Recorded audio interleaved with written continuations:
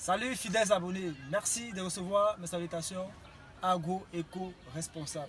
La terre ne trompe pas, c'est vrai, on ne tige pas avec elle. Consommons local mais exigeons la qualité. L'on vit par le ventre et l'on meurt par le ventre.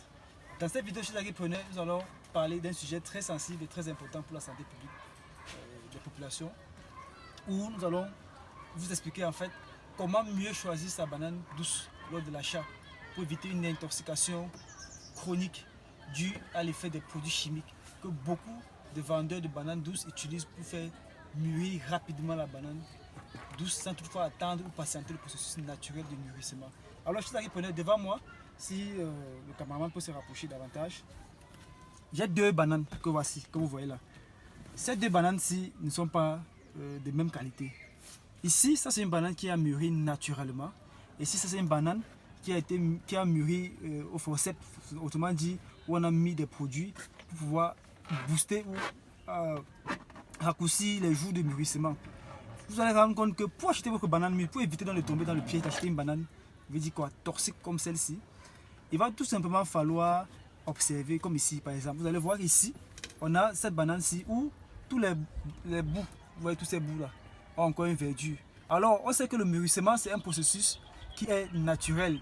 Et quand on dit mûrissement, ça veut dire que c'est vieillissement. Comment expliquer qu'une banane qui est toute jaune comme ça, qui a toute mûrie comme ça, et qu'ici, nous puissions encore avoir cette verdure-là. Ça, ce sont les signes qui montrent que c'est une banane dopée de produits qui n'est pas bon pour la santé, une banane toxique. Et là, on en trouve ça partout dans les marchés, au niveau des péages, au niveau du Cameroun. Il faut vraiment faire très attention, ce n'est pas bon pour la santé. Et par conséquent, ici, vous voyez donc que cette banane-ci, même seulement la coloration, vous voyez qu'il y a une très grande différence. Ici, le mûrissement est parfait, c'est homogène, ça allait doucement et naturellement simple. Vous voyez donc au niveau des bouts ici, on n'a pas cette verdure qu'on a ici. Vous voyez la différence. Et c'est un plan qui présente même la verdure, c'est-à-dire que ce n'est pas homogène. Chacun à ce niveau se détériore en fait. Mais ici, par conséquent, ce n'est pas la même chose. Donc ça, c'est un très gros danger. C'est pas bon pour la santé. Ça, c'est pas à consommer. Ça, c'est un peu comme des personnes ou des filles ou des femmes qui font le maquillage où il y a des points, des zones récalcitrantes en fait sur le corps humain qui ne se décapent pas. C'est pareil ici. Ça, c'est une zone un peu récalcitrante qui ne subit pas en fait l'effet du produit qu'on a mis sur la banane. Par conséquent, ici, il n'y a pas ce phénomène-là. Donc, c'était justement pour attirer votre attention, chers preneurs, afin de vous sensibiliser davantage. Vous qui avez acheté la banane douce, vous avez été peut-être victime de cela. Mais aujourd'hui, il est question d'attirer votre attention, que vous puissiez éviter cela par le choix de la banane que vous allez faire avec cet indice que nous avons présenté ici.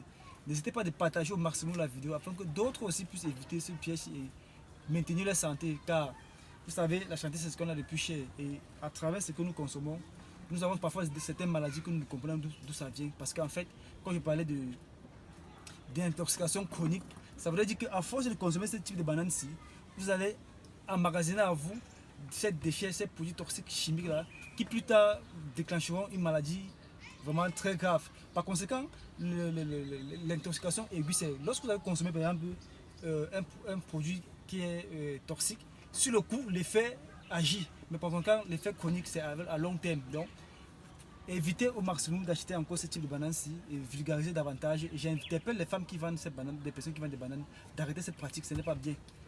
Il ne faut pas mettre la vie des gens en danger au détriment de l'agence Agripreneur. J'espère que ceci sera attiré votre attention et que vous avez vraiment appris cette vidéo. Disons à très bientôt pour un sujet encore plus intéressant, encore plus alléchant. On reviendra peut-être certainement avec la banane plantée, parce que ça, ce phénomène aussi, on observe ça avec la banane plantée, les ananas et les avocats. A très bientôt pour un sujet encore plus intéressant. Vive l'agriculture africaine, vive l'agrofucanisme. D'ici à là, portez-vous bien et sachez faire bien le choix de la banane douce pour éviter une intoxication chronique à la longue. Bye bye.